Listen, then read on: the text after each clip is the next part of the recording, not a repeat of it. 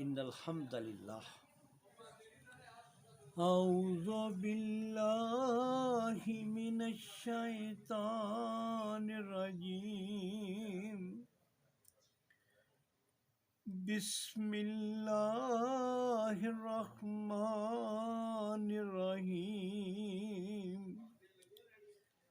سبحان الذی اسری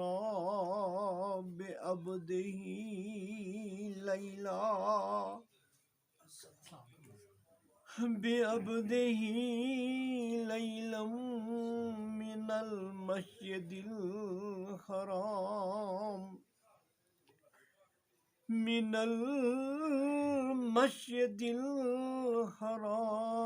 إلى المسجد الأقصى الذي باركنا حوله لنريه من آياتنا إنه هو السميع البصير صدق اللہ العظیم سبحانک لا علم لنا الا ما علمتنا انک انت العلیم الحکیم رب اشرح لی صدری ویسر لی امری واحلل عقدۃ من لسانی یفقہوا قولی رب یسر ولا تعسر وتمم الخیر۔ سورۃ بنی اسرائیل کی پہلی آیت آپ کے سامنے پڑھی ہے، اس کا ترجمہ سماعت فرمائیں۔ سبحان الذی اسری بعبدہ، اللہ تبارک و تعالیٰ نے اپنی ذات کو جو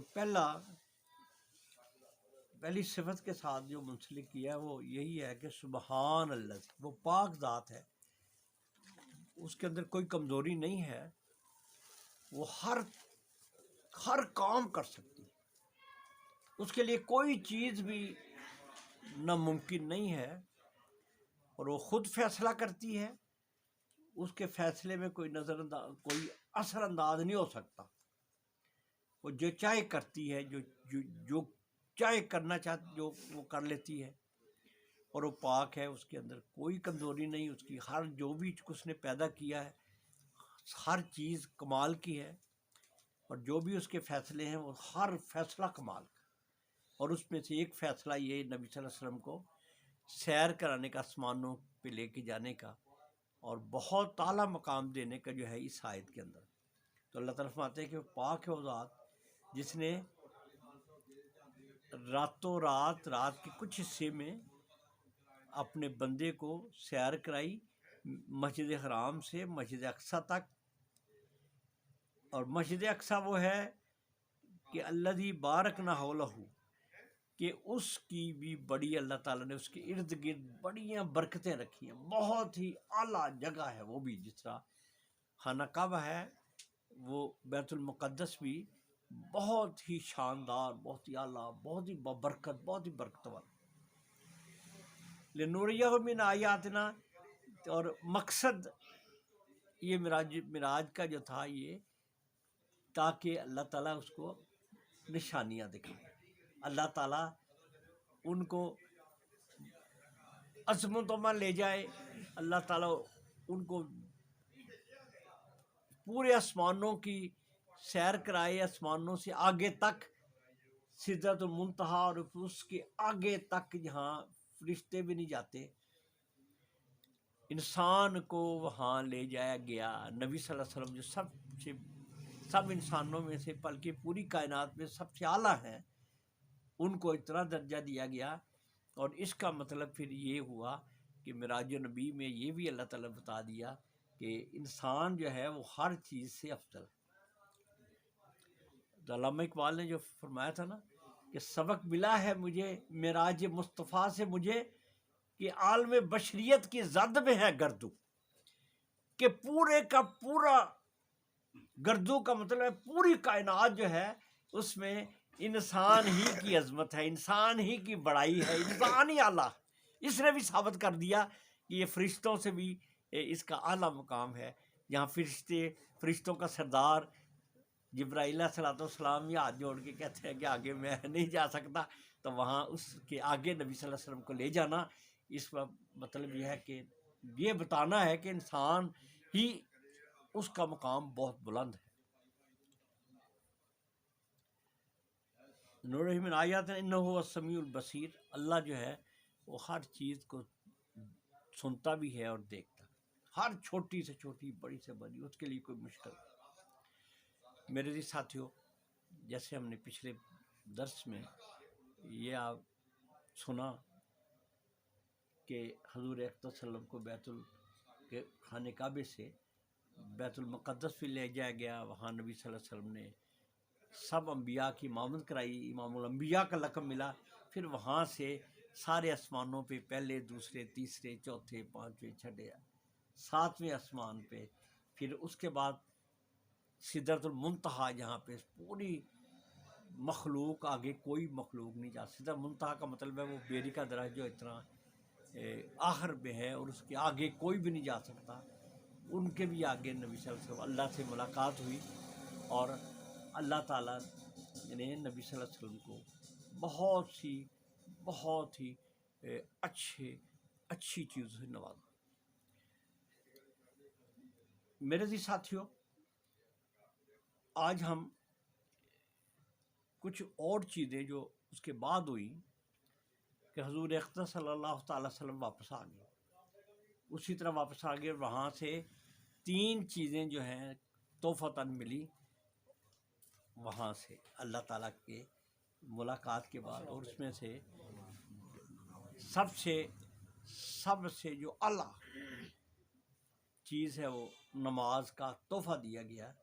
نماز جو ہے وہاں سے ملی، اللہ تعالیٰ نے نمازیں، اور نمازیں 50 تھیں اور 5 ہو گئیں، اور لیکن اللہ نے کہا کہ نہیں، ثواب جو ہے وہ 50 کا ملے گا، تو ایک یہ ملی۔ دوسرا سورۃ بقرہ کی آخری 2 آیات اللہ کے خزوری خزانے سے دی، یہ بڑی اعلیٰ ہے، ان کے بارے میں نے غور کیا تو یہ بہت ہی روشنی ہے، بہت ہی اعلیٰ، اس کو ضرور بچو۔ میں آپ کو بار بار کہوں گا کہ ان دونوں آیتوں کو ضرور پڑھا کریں اور روز اور اپنی دعاؤں میں، یہ بہت ہی برکت والی آیت۔ اور تیسرا جو ہے اس کے بارے میں یہ آتا ہے کہ 2 ہے اس کے بارے قول، ایک یہ ہے کہ حضور اقدس صلی اللہ علیہ وسلم کو اللہ نے یہ بھی بشارت سنائی کہ کوئی بھی اگر کلمہ پڑھے گا، اگر اس نے شرک نہیں کیا ہوگا تو اس کو اللہ تعالیٰ بخش دیں گے۔ اور ایک یہ آتا ہے کہ ہر مومن جو ہے وہ جو اگر نیکی کا 2 اس میں مختلف اقوال ہیں، ایک یہ ہے کہ جو مومن نیکی کا ارادہ کرے گا اس کو نیکی ملے گی، اور جو کرے گا نیکی کر گزرے گا اس کو 10 گنا نیکی اس کو اجر ملے گا، اور برائی کا جو ارادہ کرے گا اس کو گناہ نہیں لکھا جائے گا، لیکن جب برائی کر لے گا تو پھر اس کو ایک ہی اس کا گناہ لکھا۔ تو یہ جو تھی یہ اللہ تعالیٰ کی طرف سے۔ پھر حضور اقدس صلی اللہ تعالیٰ وسلم جب واپس آئے تو ایک روایت میں تفسیر ابن کثیر میں اس کا بھی ذکر ہے کہ واپسی پر بھی نبی صلی اللہ علیہ وسلم بیت المقدس جب آئے، وہاں بھی انبیاء کھڑے تھے، اور پہلی نماز کا جو فرض ہوئی، جو پہلی نماز جو ادا کی گئی وہ بھی بیت المقدس میں فجر کی نماز تھی، اور وہ بھی نبی صلی اللہ علیہ وسلم نے جو پہلی نماز نبیوں کے ساتھ سب جیسے کہتے ہیں فرض ہو گئی ہے 5 نمازیں، اور جو پہلی نماز وہ اتنی اعلیٰ نماز چیز ہے کہ سب انبیاء آئے اور انہوں نے آتی دفعہ بھی نماز جو ہے جماعت فجر کی ہوئی۔ پھر نبی صلی اللہ علیہ وسلم کو جبرائیل علیہ السلام اسی براق پہ گھر لے آئے۔ آج وہ تھوڑے نقشے وقت پہ انشاءاللہ ہم کریں گے، نقشے جو ہے نا آپ کو سامنے رکھوں، اور 3 بڑے اہم مقاصد معراج النبی صلی اللہ علیہ وسلم، یہ میرے ساتھیوں اس کو ذہن میں رکھنا کہ حضور اقدس صلی اللہ علیہ وسلم جب واپس آئے نا تو ام ہانی جو ان کی بہن تھی، جن کے گھر میں رہے بہن ہے وہ بھائی، تو جب آئے نا تو جب صبح اٹھے تو نبی صلی اللہ علیہ وسلم نے کہا کہ بہن آج سب سے پہلے وہی ہوتی ہے نا گھر میں، بہن آج مجھے اللہ نے بہت ہی کرم کیا ہے، مجھے اللہ نے بڑی عظمت عطا کہ آج میں بیت المقدس سے پھر آسمانوں کی سیر اللہ تعالیٰ سے ملاقات کر کے آیا. اللہ نے بڑا خوشی ہوتی ہے نا, بڑی خوشی سے کوئی اپنا انسان ادا کر دینا. بہن میرے مجھ سے اللہ نے, میں بہت اللہ تعالیٰ نے کرم کیا ہے, مجھے اللہ نے ملاقات ہوئی ہے اور میں واقع ہوں. حیران ہوگی نا ام خانی رضی اللہ تعالیٰ عنہ, بڑی ہماری عظیم و شان ایک خاتون ہے, علی رضی اللہ عنہ کی بیان بھی ہے, نبی صلی اللہ علیہ وسلم کی بیان ہے. تو کہنے لگی یا رسول اللہ صلی اللہ علیہ وسلم, وہ حیران ہو گئی کہ لوگ تو مذاق کریں گے, یہ کہیں گے راتوں رات ایک تھوڑے سے وقت میں لوگ نہیں مانیں گے, ذرا تھوڑا تحمل سے کرے. تو کہنے لگا یا رسول اللہ صلی اللہ علیہ وسلم ابھی نہ کہیں لوگوں سے, کہ نہیں میں تو کہوں گا جا کے. وہ پریشان ہوگی کہ کہیں مذاق ہی اڑائیں گے. وہ نبی صلی اللہ علیہ وسلم وہاں سے نکلے آگے خانہ کعبے میں آ کے نا ایک جگہ بیٹھ کے, تو کچھ بتانا چاہتا ہے نا بندہ اور بتا بھی نہیں سکتا کہ چلو میں کیا کہوں گا, لوگ کیا کہیں گے, سوچ رہا ہوتا ہے. تو ابو جہل ہے تو اپنے ابو جہل ہم کہتے ہیں, لیکن ہے تو سمجھدار انسان, شناس تو تھا ہی نا, اسی لیے اگر سردار تھا اپنا تو کوئی نہ کوئی کوالٹی بھی ہوگی نا. وہ تو حق نہیں قبول کیا تھا ہم نے ابو جہل کا, تو اس نے اندازہ کر لیا, آبزرویشن جس کو کہتے ہیں نا باڈی لینگویج. انہوں نے دیکھا نبی صلی اللہ علیہ وسلم کوئی چیز ہے چھپا رہے, تو دوڑتا وہ چہرے پڑھ کے آ گیا. کہنے لگے یا محمد آج کیا بات ہے, چہرہ کہنے لگا او ابو جہل کہنے لگا او میں ہو گیا ہوں بیت المقدس ابھی بات کی کر. وہ کہ سمجھ گیا کہ بات آج میں مذاق گانے کے بعد میں, کہتے ٹھہرو میں باقی لوگوں کو بھی اکٹھا کر دو. یعنی یہ وہ تو اپنے اس انداز, جلدی ہو ادھر آؤ جلدی, محمد کی بات آج نئی بات سنو. مذاق تو اس نے مذاق بنانا تھا. تو سارے لوگ آ گئے. تو نبی صلی اللہ علیہ وسلم نے کہا کہ مجھے اللہ تعالیٰ میں یہاں رات ہی سویا ہی تھا, تو راتوں رات میں بیت المقدس پہنچ گیا. وہاں بھی نماز انبیاء آئے, انہوں نے جماعت کتبے کائی, 5 آسمانوں کی سیر کی ساری اللہ سے. انہوں نے کیا لوگ جو ہے نا دوڑتے کہنے لگے یہ نہیں مان سکو, مان سکتے ہو تسی. وہ کہہ رہے نہیں جی یہ رات کو 40 دن لگتے ہیں بیت المقدس جاتے ہوئے, 40 دن کا سفر وہ طے کرتے ہیں, تو یہ نہیں ہو سکتا. انہوں نے ایک خواب دیکھا ہوگا اس طرح کی. تو کچھ لوگ دوڑتے ہوئے حضرت ابوبکر صدیق رضی اللہ تعالیٰ عنہ کے پاس آ گئے. کہہ لگے وہ یا ابوبکر عتیق کا ان کو پہلے کہتے ہیں, کہنے لگے ابوبکر جلدی آنا, ایک بندہ کہہ رہا ہے کہ میں راتوں رات بیت المقدس سے ہو گیا ہوں, تو تم مانتے ہو؟ کہنے لگے بندہ کون ہے؟ کہتے تیرا یار جس کو, وہ کہنے لگا پھر ٹھیک کہہ رہا, اور میں تو ایسی باتوں میں یقین رکھتا ہوں یہ تمہیں نہیں اندازہ. دوڑتے وقت حضرت صدیق رضی اللہ تعالیٰ دوڑتے ہوئے آگے اور کہنے لگے دیکھ رہے ہیں نا کہ نبی صلی اللہ علیہ وسلم, میں نے وہ بھی دیکھا. تو کہنے لگے صدقت یا محمد, یا رسول اللہ صدقت. کہنے لگے یا رسول اللہ آپ نے سچ کہا, آپ سچے ہیں. پھر دیکھ رہے کتنی بڑی ایک قوت ہوتی ہے, ایک بوسٹ کرنا ہوتا ہے نا. نبی صلی اللہ علیہ وسلم نے کہا اب میں نے وہ بھی دیکھا. حضرت ابوبکر صدیق رضی اللہ تعالیٰ کہتے ہیں صدقت یا رسول اللہ صلی اللہ علیہ وسلم. نبی صلی اللہ علیہ وسلم اتنے خوش ہوئے, کہہ لگے یا ابوبکر اللہ نے آج سے آپ کا لقب صدیق کہہ دیا, آپ کو صدیق لقب دیا, آج تو آپ صدیق ہو. خوشی صدیق ہو گئے. پھر اس وقت جناب بات چل گئی, لوگ کہہ رہے اتنی دیر ہوتے ہیں, اچھا کوئی نشانیاں بتاؤ. یہ بات ضرور میں آج آپ کے ذہن میں رکھنا چاہتا ہوں, تاکہ آپ کو پوری ایک شکل تصویر معراج النبی کے ہمراہ. تو کہنے لگے, پہلے پوچھا کہ تو بیت المقدس تو آپ کبھی گئے بھی نہیں, نبی صلی اللہ علیہ وسلم نہیں گئے, تو چلو بتاؤ کہ وہاں کتنے دروازے ہیں. یہ حضرت جابر رضی اللہ تعالیٰ کی روایت ہے کہ میں بھی کھڑا تھا, اور ابن القیم نے بھی اپنی اس پہ نقل کیا ہے. انہوں نے کہا کہ میں ختیم میں نبی صلی اللہ علیہ وسلم ختیم میں کھڑے ہو گئے نا, سارا دعائی چھوڑ کے بچ گیا. اور یہ نبی صلی اللہ علیہ وسلم راتوں رات ہویا نہیں یہ, اور دیکھو نبی بات گاڑ لی ہے اس طرح کی. کہنے لگے اچھا بتاؤ کہ بیت المقدس کا نشانیت کو بتاؤ. تو نبی صلی اللہ علیہ وسلم کہتے ہیں میں تو میرے تو اتنا تو میرے ذہن میں نہیں تھا نا کہ میں ان کو دستور تو میں نے فکر میں تھوڑا سا سوچ ہی رہا تھا کہ اللہ تعالیٰ نے میرے سامنے اور پورے کا پورا بیت المقدس کا سارے کا سارا نقشہ سامنے کر دیا. نبی صلی اللہ علیہ وسلم آیا, وہ ایک دروازہ ہے, فلاں بھی دروازہ ہے, وہ ایک ادھر بھی دروازہ ہے, وہاں یہ لگا ہوا ہے. اور سارے جو بیت المقدس میں لوگ جاتے تھے وہ کیا ہے نا کبھی انہوں نے کہا ٹھیک ہے یہ تو ہے, یہ بھی ہے. یہ نبی صلی اللہ علیہ وسلم نے ساری نشانیاں ان کو بتائیں, اور ساری نشانیاں انہوں نے کہا یہ ہے تو صحیح, پھر بھی جو ہے جب اندر دل کالا ہونا تو پھر ان کا حق نہیں سوچتا. پھر حضور اقدس صلی اللہ تعالی وسلم نے ان کو یہ بھی بتایا کہ وہ قافلے جو راستے میں آ رہے تھے نا, اچھا تو بتاؤ کہ ہمارے اتنے قافلے 2-3 قافلے وہاں پہ گئے ہوئے ہیں, واپس کہاں ہیں؟ نبی صلی اللہ علیہ وسلم نے ان کی ساری کیفیت بتا دی کہ ایک قافلہ جو ہے وہ 2 دن میں واپس آ جائے گا. ایک قافلہ جو ہے اس کا اونٹ,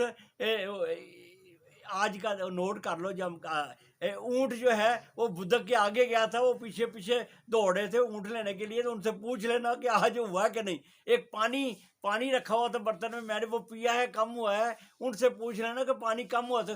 وہ ساری نشانیاں حضور اقدس صلی اللہ علیہ وسلم نے بتائیں, اور لوگ انتظار کرنے لگے کہ قافلے آتے ہیں ان سے پوچھتے ہیں. اور قافلے آئے تو انہوں نے 100% کہا کہ واقعی ہمارا ایک اونٹ جو ہے یہ بدک کے آگے گیا تھا, اور اپنے جس طرح نبی صلی اللہ علیہ وسلم کہ وہ اتنے دنوں میں یہ قافلہ واپس آ جائے گا, اتنے ہی دنوں میں واپس آیا. اور پانی کا بھی انہوں نے پوچھا, وہ بھی سچا, جو بھی نبی صلی اللہ علیہ وسلم نے فرمایا یہ سچا ثابت ہو. تو میرے عزیز ساتھیوں, پھر بھی دلوں میں تو آ گیا نا, کہ دلوں میں تو پیدا ہو ہی گیا کہ ہے تو بندہ سچا دلوں میں, وہ تو ضد تھی نا ہر درد.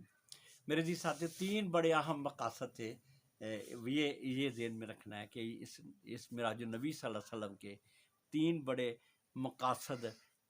ایک مقصد جو تھا وہ یہ تھا کہ حضور اقدس صلی اللہ علیہ وسلم کا یہ وقت جس وقت معراج النبی یہ واقعہ ہوا ہے, اس وقت بہت زیادہ ظلم ان کا شروع ہو گیا تھا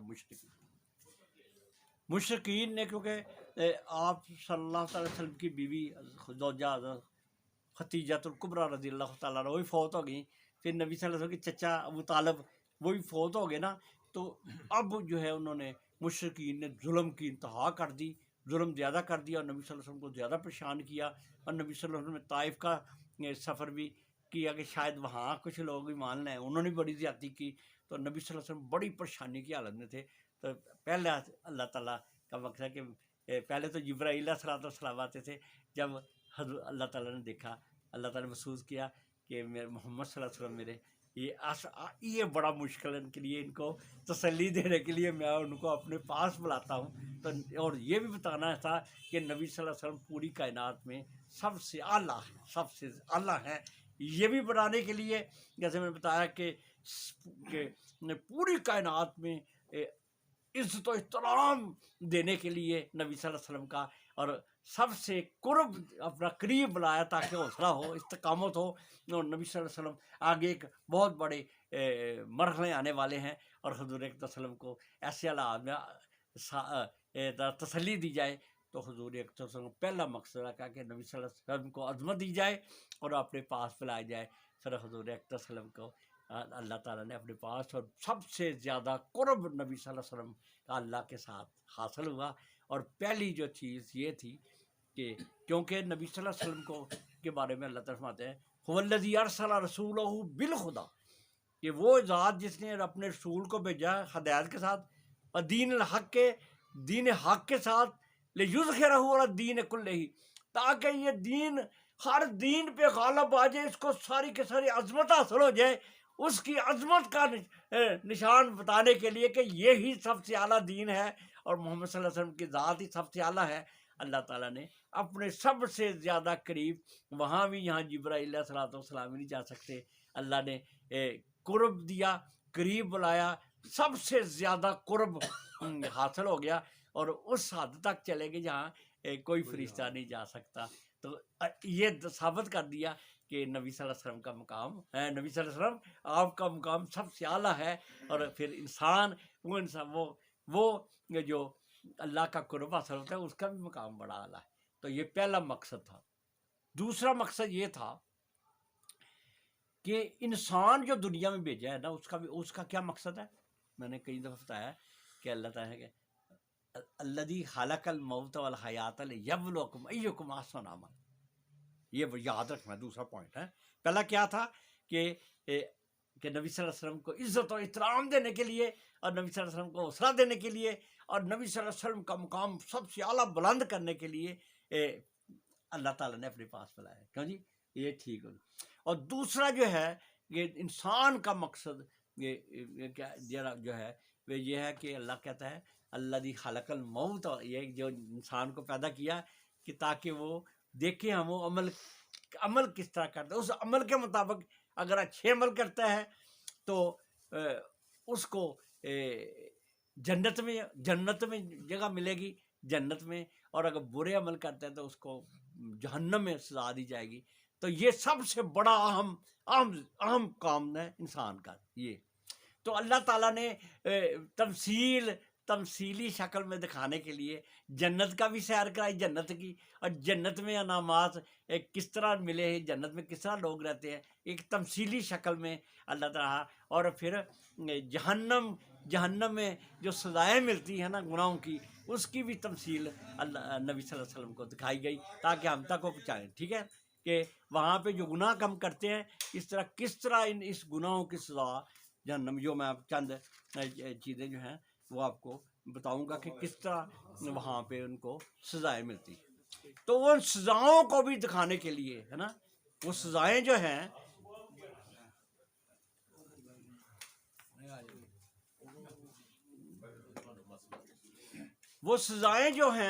ان سزاؤں کی بھی تمثیلی شکل میں نبی صلی اللہ علیہ وسلم کو دکھایا گیا. وہ سزائیں اور وہ تاکہ امت تک یہ پہنچ جائے کہ جو گناہ کرتا ہے، جو برائیاں کرتا ہے، جو سود کھاتا ہے، جو یتیموں کا حق مارتا ہے، جو عورتیں برائیاں کرتی ہیں، بندے کرتے ہیں، جو کسی کا حق مال کھاتے ہیں، جو غیبت کرتے ہیں، ان کا کیا انجام ہوگا، یہ ساری کی ساری نبی صلی اللہ علیہ وسلم کو دکھائی گئی. تو دوسرا جو مقصد تھا وہ کہ ان اعمال کا، نیک کا بھی اور برے مال کی سزا جو ہے وہ نبی صلی اللہ علیہ وسلم کو دکھائی. اور تیسرا بڑا اہم مقصد کیا تھا کہ نبی صلی اللہ علیہ وسلم انسانوں کا مقصد، انسانوں جنوں کا پیدا کرنے کا مقصد کیا ہے؟ ہاں یہ کہتے ہیں کتنی کی عقل اہم بات ہے کتنی کہ اللہ تعالیٰ کہتا ہے الذی خلق الجن والانس الا لیعبدون. جنوں انسانوں کا مقصد ہے اللہ کی عبادت کرے. اب اللہ نے عبادت کا بہترین ماڈل جو ہے، عبادت کس طرح کرنی ہے اس کا ماڈل دینے کے لیے کیا ہمارا عبادت کیا ہے، کیا ماڈل ہے، کون سی چیز ہے ماڈل؟ نماز. اس کو اللہ نے کہا اتنی اعلیٰ اس انسان کا مقصد ہی عبادت ہے، اور اس کا بہترین ماڈل دینے کے لیے اللہ نے اپنے پاس بلا کے نماز کا تحفہ دیا. اور تیسری بڑی تھی کہ یہ نماز جو تھی اس کو تحفہ کے طور پہ اللہ نے خود بلایا اپنے پاس، اور وہاں پہ اللہ نے کہا یہ بہترین ماڈل ہے. اور یہ گفٹ جو ہے اللہ نے انسان، اور یہ تحفۃ المعراج، اس کو نماز کو کیا کہتے تحفہ. اور پھر وہ تحفہ بھی دیا اور ساتھ یہ بھی بتا دیا صلاۃ و معراج المومنین، کہ یہ تو نماز ہے، یہ اس کی عبادت کی ایسی شاندار شکل ہے کہ یہ مومنوں کو بھی اللہ کا قرب حاصل کر دے گی. یہ بھی ان کے لیے یہی معراج ہے. یہ بھی جب نماز پڑھیں گے تو ان کو سمجھے کہ ان کو بھی معراج جو ہے حاصل ہو گئی. یہ بھی اللہ کا قرب، عروج، معراج کا مطلب عروج ہے نا، اللہ کا قرب ان کو بھی حاصل ہو گیا. نماز سے ہی یہ بھی اللہ کے بہت قریب ہو جائیں گے، درجے ان کے بھی بلند ہوں. تو نماز جو ہے، اور ایک اور چیز یاد رکھے، ایک اور بڑی دلچسپ بات ہے یہ قیمتی، کہ اللہ تعالیٰ نے نبی صلی اللہ علیہ وسلم کو بتایا کہ دیکھیں پورے 7 آسمانوں کے فرشتے کس طرح عبادت کر رہے ہیں. فرشتے دکھائے نا پورے آسمانوں کے، ہر فرشتہ کوئی رکوع میں گیا ہوا ہے، کوئی سجدے میں گیا ہوا ہے. بڑی قیمتی بات کہہ رہا ہوں یہ بچوں، میرے بچوں، آپ کبھی کا بتائیں کہ عبادت کہ جتنے بھی فرشتے جتنی بھی جس طرح بھی عبادت کر رہے تھے وہ سب کو اکٹھا کر کے نماز کی شکل بنا دی گئی. ٹھیک ہے نا، سمجھ آ گئی. کہ کوئی فرشتہ رکوع کر رہا ہے، کوئی سجدے میں ہے، کوئی بیٹھا ہوا ہے، کوئی جو بھی کر رہا ہے، جو بھی سبحان اللہ الحمدللہ الحمدللہ رب العالمین، ساری جو چیز الحمدللہ ہے، یہ سورۃ فاتحہ بھی ہے نا، یہ بھی اللہ کے خزانوں میں سے خاص خزانہ ہے، بہت ہی قیمتی چیز ہے۔ تو یہ اللہ تعالیٰ نے جو نماز کی شکل بنائی، وہ سارے فرشتوں کی عبادت کٹھی کر کے وہ نماز کی شکل دی۔ تو میرے جی ساتھیوں، یہ نماز ملی، اور نماز کا پھر یہ ہے کہ اسی سے اللہ تعالیٰ نے انسان مومنوں کا بھی قرب حاصل ہوگا۔ نماز بھی الصلاۃ معراج المومنین، الصلاۃ قرۃ عینی، نبی صلی اللہ علیہ وسلم کہ میری آنکھوں کی ٹھنڈک۔ تو میرے جی ساتھیوں، پھر نبی صلی اللہ علیہ وسلم نے اب آخر میں وہ چند آپ کو بتاتا چل جاتا ہوں کہ وہ برائیوں کا جو نبی صلی اللہ علیہ وسلم دیکھا تمثیلی شکل میں نبی صلی اللہ علیہ وسلم بتایا گیا۔ پہلے نبی صلی اللہ علیہ وسلم نے وہ دیکھا کہ کچھ لوگوں کے نا ناخن بڑے بڑے ہوئے ہیں، ناخن بڑے ہوئے، اور وہ اپنا منہ بھی کاٹ رہے ہیں اور سینہ بھی کاٹ رہے ہیں، سینہ۔ تو نبی صلی اللہ علیہ وسلم نے جبرائیل علیہ السلام سے پوچھا، جبرائیل یہ کیا ہے، یہ لوگ کیا کر رہے ہیں؟ تو انہوں نے بتایا کہ یہ جہنم میں ہیں، ان کو سزا ملی ہے، یہ غیبت کرتے، لوگوں کی برائیاں کرتے تھے۔ دیکھیں برائیاں کرتے تھے، لوگوں کی عزتیں اچھالتے، برائی کرنا عزت اچھالنا نا، اور یار ہوتے انج کرتے ہیں وہ برائی۔ تو ہے کہ غیبت کا یہ انجام کہ آج یہ ان کو ایسی سزا ملی، یا اپنا ہی منہ کاٹ رہے ہیں، گوشت کاٹتے ہیں اور سینے کا گوشت پھر بن جاتا ہے۔ تو یہ نبی صلی اللہ علیہ وسلم کو دکھایا گیا تھا۔ دوسرا یہ حضرت انس رضی اللہ عنہ کی روایت میں آتا ہے۔ دوسرا بتایا گیا کہ حضرت ابو ہریرہ رضی اللہ تعالیٰ عنہ روایت کرتے ہیں، کہنے لگے کہ نبی صلی اللہ علیہ وسلم فرماتے ہیں کہ میں وہاں پہ جب معراج میں گزرا تو میں نے دیکھا کہ لوگوں کے پیٹ اتنے بڑے پھولے ہوئے، اتنے بڑے گاروں کی طرح، پیٹ ہی ہو سارا، ٹھیک ہے نا، یہ بھی سنا ہوگا آپ نے، ہے نا، کہ پیٹ اس طرح پھولے ہوئے تھے، اور خود جو ہے پیٹ کے اندر وہ اس طرح ہی چکر ہی لگا رہے پیٹ کے گرد، اور اس کے اندر سانپ بھی نظر آ رہے، سانپ بھی اس کے اندر نظر آ رہے تھے۔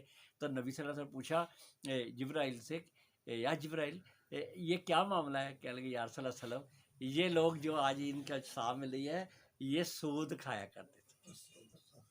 دیکھنا کتنی بڑی سود کا تو قرآن مجید کے اندر آ ہی رہا ہے کہ یہ تو اللہ اور اس کے رسول کا جنگ ہے۔ سود کتنا خطرناک ہے، یہ نبی صلی اللہ علیہ وسلم کہ ان کو یہ بتایا جا رہا تھا کہ مجھے بتایا گیا کہ یہ سود کھاتے ہیں، ان کو یہ سزا ملے گی۔ تیسرا نبی صلی اللہ علیہ وسلم نے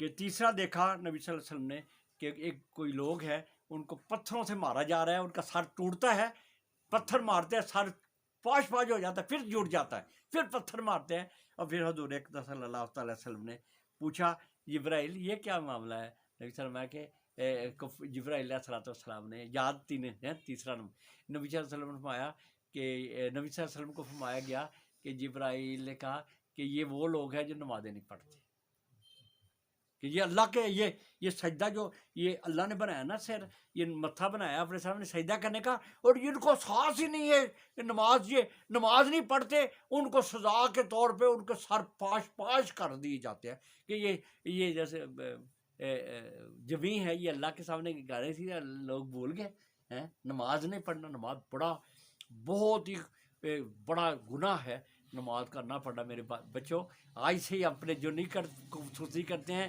آج ہی اپنے دل سے فیصلہ کریں کہ آج سے نماز پڑھنی ہے، نماز اس کے بغیر گزارنا ہے، اور یہ کتنی بڑی سزا ہے۔ پھر چوتھا میں آپ کو کہ حضور اقدس صلی اللہ علیہ وسلم کو دکھایا گیا، کچھ لوگ تھے جن کے شرمگاہوں پہ بھی پتے لگے ہوئے تھے، اور پیچھے بھی، اور وہ جو ہے ان کو پتھر کھا رہے آگ کے، اور آگ کھا رہے ہیں، اور ان کے پیچھے سے وہ نکل رہی ہے۔ تو نبی صلی اللہ علیہ وسلم پوچھا کہ جبرائیل یہ کون سے لوگ ہیں؟ فرمایا کہ یہ وہ لوگ ہیں جو زکوٰۃ نہیں دیتے تھے، یہ کھاتے جا رہے ہیں، آگ کھاتے تھے نا، یہ اللہ کا حق نہیں دیتے تھے، اپنے مال سے زکوٰۃ نہیں نکالتے تھے، چوتھا چیز آ گئی سارے یہ باتوں کا بس. اور اچھا آگے پھر پانچواں ہے کہ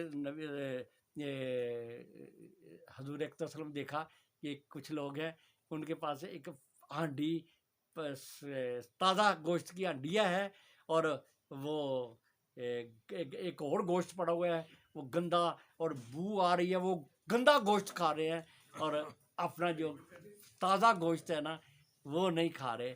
تو نبی صلی اللہ علیہ وسلم نے جب پوچھا تو کہنے لگے کہ یا صلی اللہ علیہ وسلم یہ وہ لوگ ہیں ان کی اپنی حلال کی اور پاکیزہ بیویاں تھیں اور یہ ان کو چھوڑ کے گندی عورتیں اور بری عورتوں کے ساتھ یہ رات گزارتے تھے.